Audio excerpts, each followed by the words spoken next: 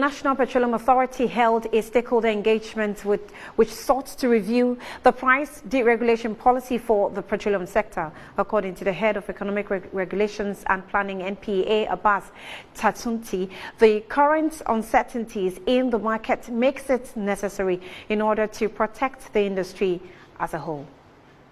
The government's introduction of the deregulation policy was meant to reduce the enormous losses incurred by BDCs and OMCs, depriving them of the needed capital to make their businesses viable. Speaking on the sideline of the Policy Review Forum, the head of Economic Regulations and Planning at the National Petroleum Authority, Abbas Tasunti, says the current uncertainties in the market call for a relook of the deregulation policy to protect stakeholders in the industry. I think this is the forum we had today was very timely because these changes that we are seeing is as a result of the kind of uncertainty and the kind of depreciation that we are seeing on the market now.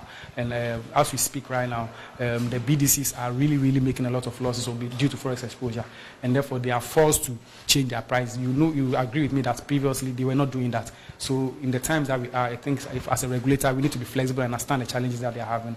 And I'm sure you heard them raise this issue in the forum, and it's something that we are going to sit together with them and address and find a lasting solution to it. Some of them have called for moving away from the 2-week pricing window to spot pricing windows to address some of these challenges that they are facing.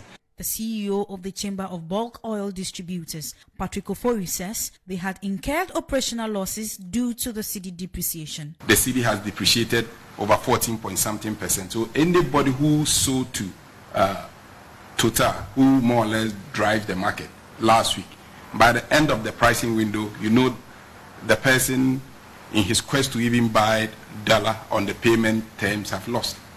Last week alone, anybody who made any transaction, even if it was on a 1-week credit base, clearly, you've recorded a loss.